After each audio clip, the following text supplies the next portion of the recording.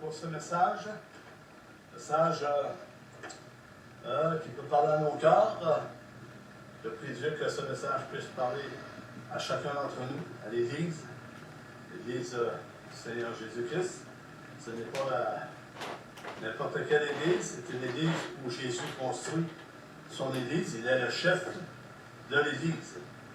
Et le message, c'est... avant de rentrer dans le message, je vais prier avant le Seigneur pour qu'on puisse recevoir ce message. Parce qu'il y a beaucoup de messages qui ont été apportés depuis de nombreuses années. Et nous, comme hommes et femmes, on peut oublier les messages que le Seigneur nous transmet, soit parce qu'on est trop occupé, ou on a passé à d'autres choses. Et on puisse être attentif au message que le Seigneur veut nous transmettre à chacun d'entre nous. Alors, Seigneur, je te prie merci pour ce message que tu as placé sur mon cœur, mon esprit. Que je puisse l'apporter selon ta direction, selon la direction de ton esprit, Seigneur, pour qu'enfin que nos cœurs soient touchés, que nos cœurs soient transformés de gloire en gloire et de progrès en progrès, car nous avons besoin de changer, Seigneur. La repentance est de mise encore aujourd'hui. La repentance n'a pas été faite seulement à la croix. La repentance est là et tu nous appelles, Seigneur, à te servir de gloire en gloire et de reconnaître ta parole comme elle est écrite et de marcher dans les voies que tu nous as prescrites par le Seigneur Jésus-Christ. Alors, Seigneur, puisses-tu toucher nos cœurs ce soir, puisses-tu toucher l'Église ce soir, au nom puissant de Jésus-Christ, qu'on puisse recevoir cette nourriture que tu nous donnes. Amen et Amen. Gloire à Dieu. Bon, le message, une note d'appartenance donnée aux chrétiens. Alors, le message m'a été donné par le Saint-Esprit. Le Seigneur nous donne des messages des fois et on peut passer à côté. Mais si là, je ne passe pas à côté de ce message est important pour chacun d'entre nous. Une note d'appartenance donnée aux croyants ou aux chrétiens. Je dois parler de ce que le Saint-Esprit a mis dans mon cœur et mon esprit. Quand je vois, je me demande si plusieurs ont reçu le Saint-Esprit. Je dis cela car cela se voit à la façon que plusieurs se comportent dans cette génération et marchent au milieu de bien des églises aujourd'hui. Et on voit le comportement de plusieurs, on voit l'enseignement également. On voit l'Évangile qui s'en va tranquillement pas vite. C'est plus l'enseignement qu'on a reçu dès le début. Et le Saint-Esprit veut nous rappeler ces choses. Très peu, je crois, sont remplis du Saint-Esprit et ont reçu cette marque sur leur cœur et vie. Très peu de chrétiens ou de croyants sont scellés du Saint-Esprit ou marchant sous la conduite de l'Esprit de Dieu. Mes amis, Jésus est là. Jésus sera là très bientôt. Il est encore le temps de se convertir, de se repentir, de se sanctifier et de reconnaître qu'il manque quelque chose dans nos vies. Qu'il manque quelque chose au milieu de l'Église pour qu'il y ait une transformation réelle. Alors, la Bible dit que ceux qui auront cru recevront une puissance survenant sur eux. Ils seront mes témoins et cela jusqu'aux extrémités de la terre. Jésus est là pour vous qui entendez ce soir. Jésus est là pour vous qui voulez entendre ce message ce soir. Pour être transformé à l'image du corps de Christ, à l'image de Jésus-Christ. La Bible nous mentionne ceci dans 2 Corinthiens 1, 21-22. Paul est en train d'expliquer sa position de serviteur. Quelle est ta position de serviteur dans cette génération au milieu de bien des églises? Quelle est ta position? Paul est en train de parler aux frères, aux sœurs de Corinthiens, de 1er Corinthiens. Paul dit ceci. Il dit au verset 21, « Et celui qui nous a fermés avec vous en Christ et qui nous a oints, c'est Dieu. » Paul parle à l'église de Corinthe où il n'est pas bienvenu par certaines personnes. Paul n'était pas bienvenu, peu importe à quelle place il se trouvait. Paul avait reçu un ministère d'apôtre et d'enseignant et d'évangéliste également. Il parlait beaucoup de Jésus et n'était pas le bienvenu quand il apportait la parole de Dieu. Paul apportait la doctrine de Christ. Aujourd'hui, quelle doctrine qui est apportée dans plusieurs assemblées? On peut se poser la question. On peut le voir, on peut l'entendre. Qu'est-ce qu'on entend? Et je sais, et j'ai la certitude que plusieurs n'entendent plus la voix de Dieu, n'entendent plus la voix du berger. Mais il est encore temps. Il n'est pas trop tard pour se sanctifier, se repentir, comme je le disais, et de s'approcher de Dieu. La parole de Dieu dit, « Approchez-vous de moi, je vais m'approcher de vous. » Alors, approchons-nous de Dieu. Le verset 22, « Lequel nous a aussi marqués d'un sceau et a mis dans nos cœurs les arts de l'esprit. » Les arts de l'esprit. Très important, frères et sœurs, pour ceux qui croient, ceux qui ont reçu cette puissance comme ils l'ont reçue à la Pentecôte, dans la chambre haute, sont la preuve certaine de l'accomplissement de toutes les promesses de Dieu concernant notre avenir éternel. Notre avenir éternel, les arts du Saint-Esprit, les dons du Saint-Esprit, comme la prophétie, comme les miracles, comme les prodiges, comme la délivrance, etc., a été accordé aux apôtres et aux prédicateurs de l'Évangile en confirmation de leur mission. Ça leur prenait cela pour confirmer leur mission, tout comme Jésus, lorsqu'il est entré dans le désert. Ça prenait une confirmation qu'il était vraiment le Messie, le Fils de Dieu, du Dieu vivant. Quand il est sorti du désert, il était rempli du Saint-Esprit, couvert du Saint-Esprit pour accomplir sa mission. Il devait passer par là. Et le disciple de Dieu doit passer par là, mes amis. Il doit passer par les mêmes souffrances que Christ a passées. Et j'entends dire par plusieurs dans ces temps, de la fin, la vie est belle. Je ne sais pas ce qu'il vaut, la vie est belle. Je ne sais pas où ce qu'a mis Jésus dans sa vie, ou l'Évangile dans sa vie. Je ne sais pas. Mais l'Esprit de Dieu te parle ce soir. Leur mission, c'était pas accomplir leur mission. Le Saint-Esprit,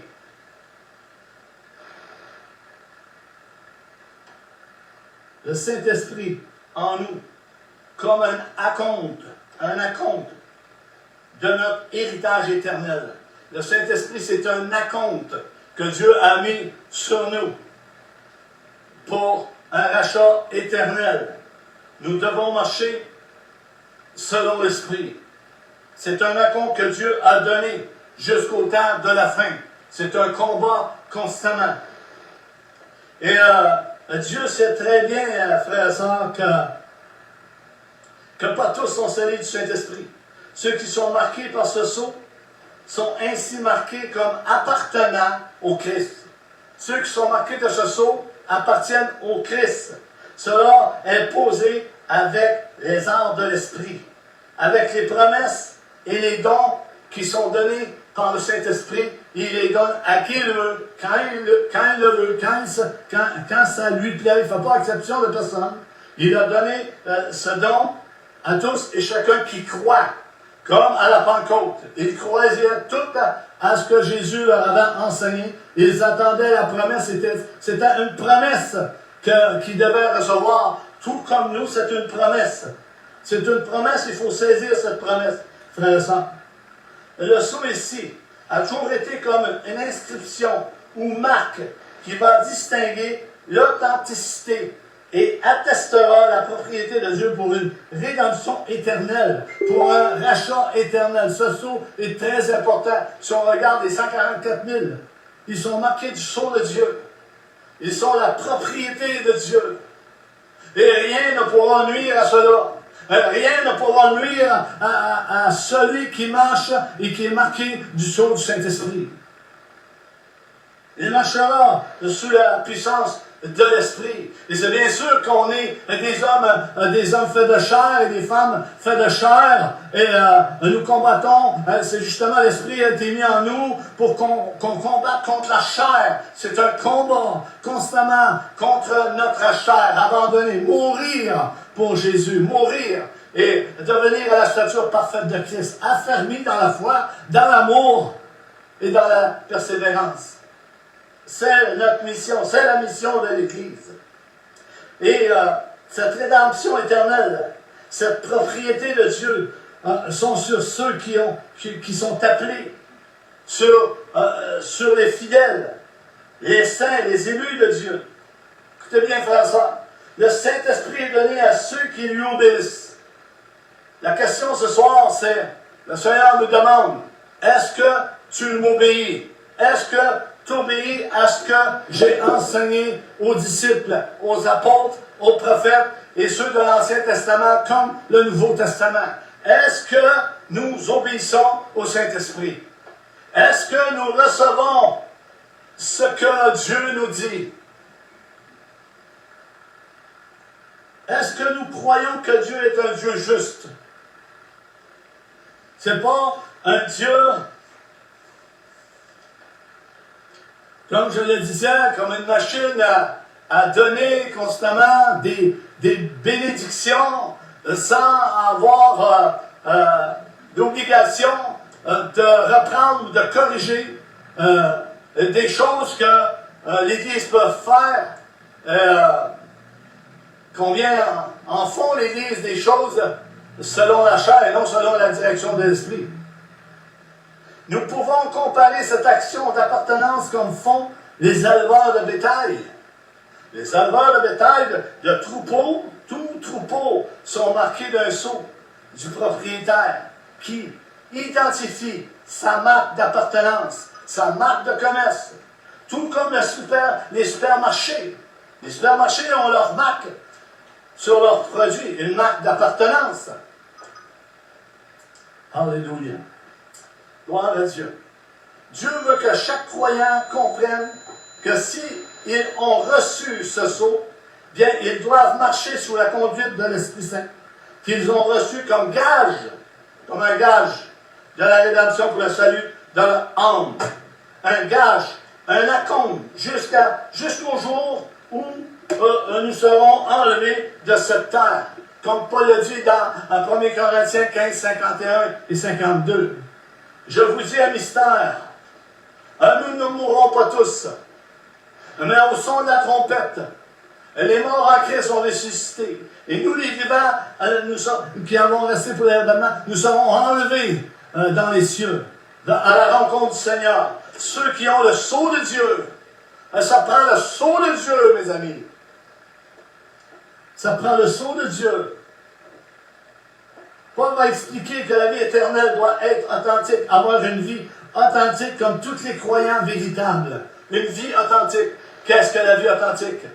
C'est que le monde regarde l'Église et qu'il puisse voir la différence. Est-ce qu'ils peuvent voir la différence aujourd'hui d'un disciple de Dieu ou d'un non-converti dans ce monde? Plusieurs qui se disent disciples ou chrétiens marchent comme ceux de l'extérieur, ne peuvent pas voir la différence. Il est temps que l'Église puisse faire la différence et construire sur la parole de Dieu, sur la parole du Dieu vivant. Arrêtez les conférences, arrêtez les spectacles, les célébrations, les ci, les ça. L'emphase aujourd'hui est bien plus sur la célébration, les fêtes, etc. Et la prospérité, j'en passe. La doctrine de Jésus-Christ qui fait la différence. Jésus, quand il est arrivé, il a défait toutes les entreprises religieuses qui existaient en son temps. Il a tout défait cela. Et aujourd'hui, encore aujourd'hui, c'est religieux. Nous sommes religieux. Prenons garde, frères et sœurs. Jésus est là. Jésus revient. Et le Saint-Esprit veut nous mettre en éveil. Sa parole de Dieu nous met en éveil. C'est un Dieu miséricordieux. C'est un Dieu de grâce. Et pas une super grâce comme j'entends. Il y en a qui ont pris la grâce de Dieu comme une super grâce qu'on peut faire tout ce qu'on veut. C'est pas ça la grâce, mes amis. La grâce va nous empêcher de pécher, de pratiquer le péché. Elle va nous amener près du cœur de Dieu. Elle va nous amener vers la vie éternelle. Elle va nous amener vers le pardon, vers la réconciliation. La grâce de Dieu, une grâce imméritée. Dieu est là pour ça. Alléluia. Malheureusement, ce n'est pas tous qui marchent sous la conduite du Saint-Esprit. Il y en a qui marchent sous la conduite de bien des esprits démoniaques qui se sont infiltrés dans bien des vies et des familles, au milieu de l'Église, de bien des églises, en marchant selon leurs propres désirs, tout en marchant sous la conduite du Saint-Esprit. Je ne sais pas quelle expérience que vous avez vécue dans le Seigneur dès votre conversion, mais je peux vous dire que j'ai vécu une expérience extraordinaire que je ne peux pas expliquer. Mais j'ai vécu quelque chose d'extraordinaire qui a changé ma vie, qui a tout changé. Ah, je peux faire des erreurs. Je peux marcher, comment je pourrais dire, croche à un moment donné. Mais l'Esprit de Dieu va nous rappeler constamment. C'est ça la différence. Avoir une bonne conscience de ce que nous avons reçu, de l'expérience qu'on a reçue avec Jésus-Christ, avec le Père et le Saint-Esprit. Cette expérience, non une philosophie. Et non toute autre chose, mais saisi par Jésus-Christ, par son Esprit, en marchant selon leur propre désir, tout en pensant marcher sous la conduite du Seigneur, comme des enchanteurs qui ont pris place au milieu de bien des églises, de la magie, la philosophie, la psychologie, les pensées trompeuses et séductrices qui sont là au milieu de l'Église. C'est pour cela que je vous dis, mes amis, que l'enfant de Dieu, le disciple de Dieu, doit être marqué du sceau du Saint-Esprit, avoir la pensée de Christ. D'ailleurs, Dieu a mis au milieu de son Église des ministères pour le perfectionnement des saints et on n'entend pas parler. Oh, plusieurs vont dire on est égaux. Oui, on est égaux. On a reçu, tous, on a reçu le Saint-Esprit. Dans ce cas-là, on est tous égaux. Même celui qui prêche la parole de Dieu, un ministère, on est égaux, mais il y a une fonction que Dieu lui a donnée qui est responsable plus que les autres. Parce que la parole de Dieu nous dit que celui qui va enseigner, il va juger plus sévèrement que les autres. Il faut comprendre ces choses.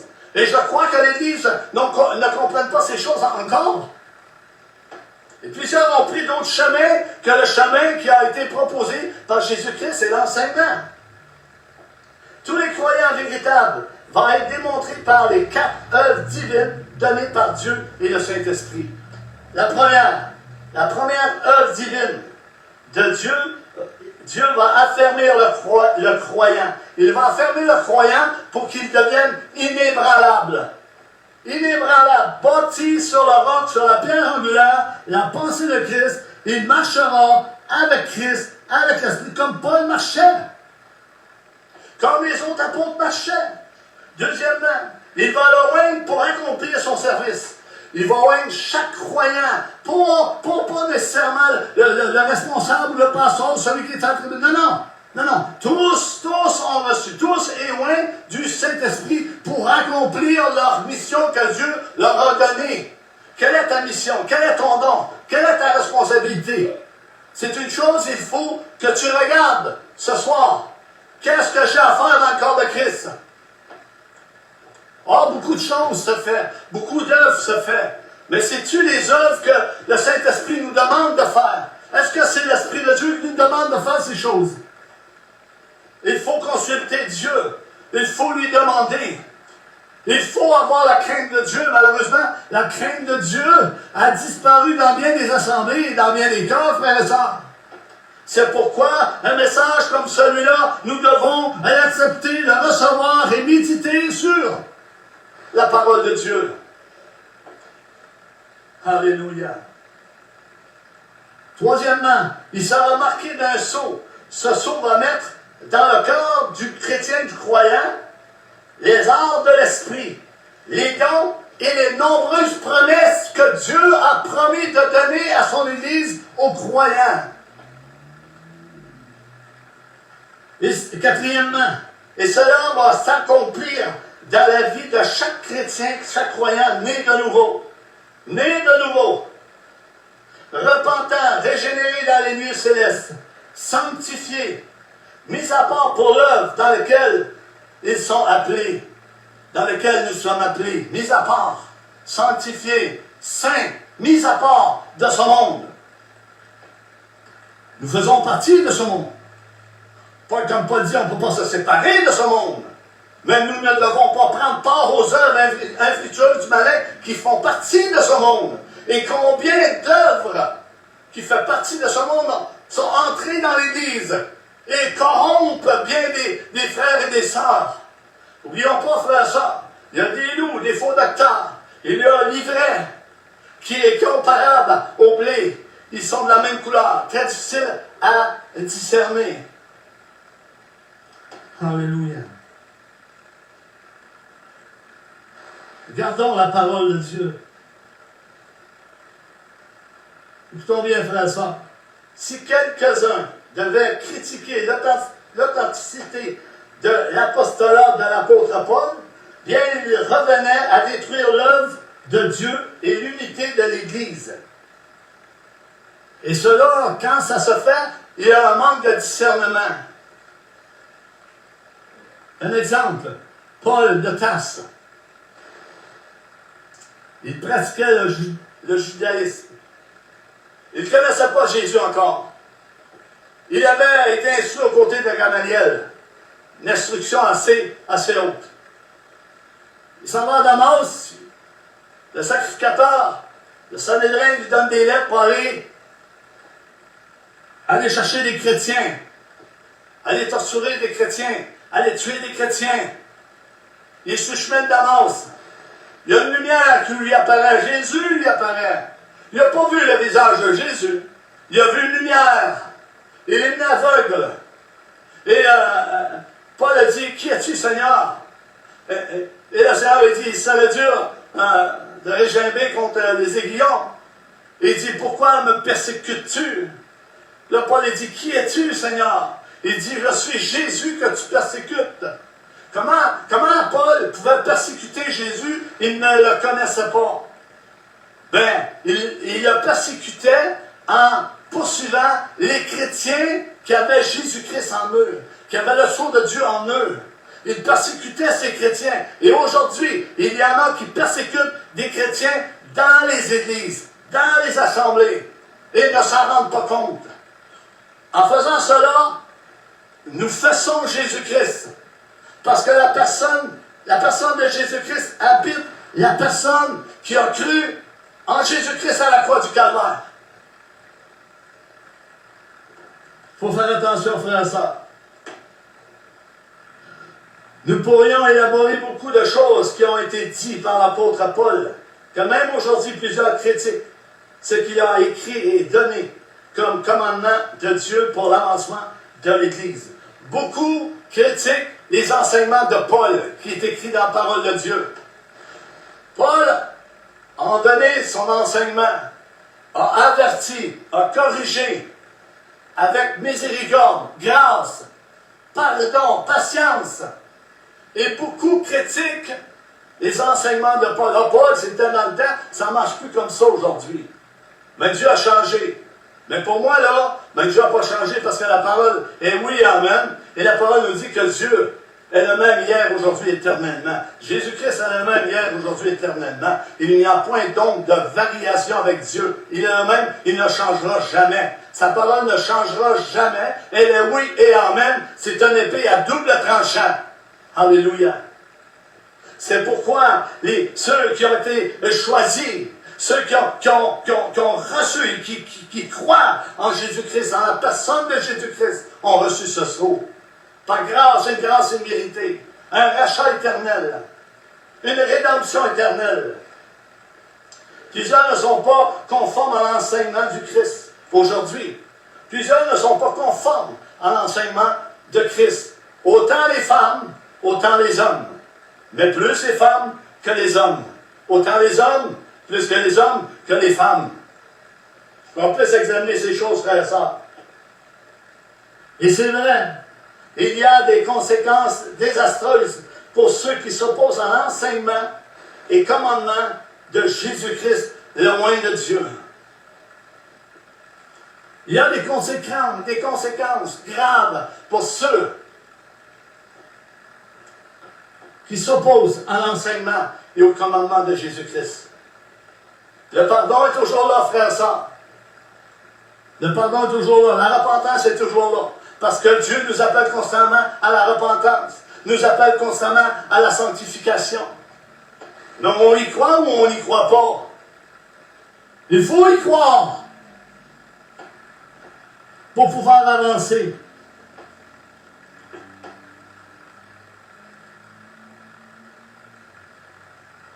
Le but de Dieu est d'affermir le croyant pour l'œuvre de la grâce et du salut de Christ qui est à la porte du ciel, qui est proche. Jésus représente la porte du ciel. Il a traversé le vrai tabernacle et il s'est assis à la droite du Père. Nous sommes le tabernacle de Dieu. Nous sommes le temple de Dieu en esprit et en vérité. Nous sommes des pierres vivantes collées un à côté de l'autre et nous devons marcher dans l'unité et croire ce que la parole de Dieu dit. Et non retrancher toutes sortes de choses qui ne nous plaisent pas. Tu l'acceptes tout ou tu la refuses. Alléluia. Pour ceux, Jésus a dit, il y en a peu qui trouvent le chemin étroit et resserré qui mène à la vie éternelle. C'est pas moi qui le dis, frère et sœur. Il dit, il y en a peu qui trouvent le chemin étroit et resserré qui mène à la vie éternelle. Il y a des conséquences dans ce chemin. Il y a de la souffrance. Il y a de la persécution. Il y a de la tribulation. Et quelqu'un qui va me dire que la vie est belle, ben il n'est pas dans ce chemin. Il est dans un autre chemin. Il se satisfait lui-même.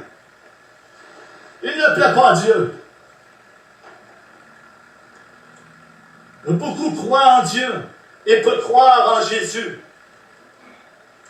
Beaucoup croient en Dieu et peu croient en Jésus. Excusez. Vous savez, si tu crois en Dieu, il faut que tu crois en Jésus. Si tu crois en Jésus, il faut que tu crois en Dieu. L'un ne va pas sans l'autre.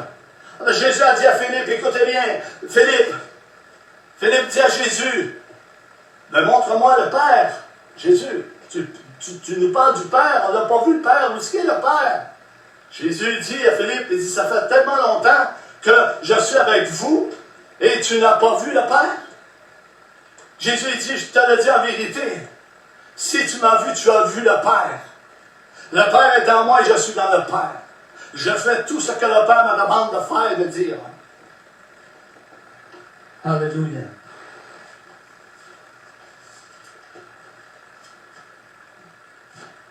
Tout, comme nous l'avons vu, lu au tout début, verset 21 de 2 Corinthiens, chapitre 1, 21.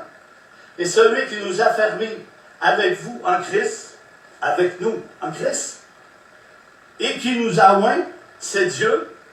C'est l'apôtre Paul qui enseigne cela aux frères et aux sœurs, comme nous l'enseignons ce soir. Plusieurs disent être sous la conduite du Saint-Esprit. Nous pourrions nous demander, sommes-nous loin de Dieu? Avons-nous reçu cette marque dans nos vies, dans nos cœurs, dans notre esprit, qui nous montre que nous lui appartenons vraiment? On peut se poser la question, frère et sœur.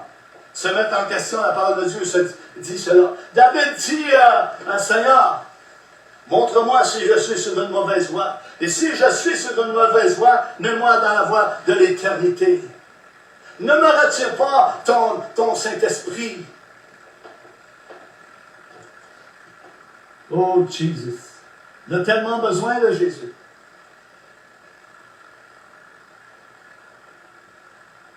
Je dis cela parce que Dieu, à qui, où il marque son nom, par ce sceau, va affermir le croyant, parce que l'œuvre de la grâce est établie sur de fermes fondements en lui, en Jésus-Christ, qui est la pierre angulaire, qui est le chef de l'Église. Le chrétien est fondé sur le roc, fondé sur Christ, sur sa doctrine, fondé sur l'enseignement que Jésus a apporté à ses disciples, et reçoivent les arts de l'Esprit, comme je le disais plus tôt, promesse et don du Saint-Esprit qui est donné à l'Église.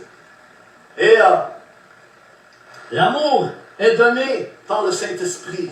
Nous ne parlons pas de l'amour du monde, nous parlons de l'amour de Dieu. L'amour de Dieu consiste à aimer le Fils, à aimer le Père, à aimer le Fils, à aimer le Père, à aimer Jésus comme il nous a aimés, et à aimer les hommes comme Jésus a aimé les hommes, à aimer son prochain comme Jésus a aimé son prochain. Et tout va dans cette direction. Alléluia. Nous devons saisir, frères et sœurs, ce message. Regardons Romains 16, 25. À celui qui peut vous affirmer selon mon évangile et la prédication de Jésus-Christ, conformément à la révélation du mystère caché pendant des siècles. Et Paul en a parlé. Et nous en parlons encore aujourd'hui. Ceci est la révélation du plan de Dieu, qui veut dire littéralement révélation du mystère. Le mystère de la création d'un seul peuple rassemblant juifs et non-juifs en Christ. Cela n'est plus caché, frères et sœurs, puisque Paul l'a expliqué tout au cours des 11 premiers chapitres du livre de Romains, de l'Épître aux Romains. Il a expliqué à travers les 11 premiers chapitres de Romains. 1 Corinthiens 15, 58, ça nous dit. La marque de Dieu sur le croyant. As-tu cette marque sur ta vie? As-tu cette marque du don du Saint-Esprit, de la résurrection de Christ, de sa mort et de tout ce qu'il a accompli pour qu'on ait une rédemption éternelle, un rachat éternel? Jésus a payé le prix, il a mis un compte sur notre compte. Alléluia. 1 Corinthiens 15, 58. Ainsi, mes frères bien-aimés, soyez fermes, inébranlables, travaillant de mieux en mieux à l'œuvre du Seigneur, sachant que votre travail ne sera pas vain dans le Seigneur. Marchant selon l'enseignement que Jésus a donné, et non sur toutes sortes d'enseignements et de philosophies et de toutes sortes de comportements qui est en dehors de la parole de Dieu pour se satisfaire. Marchons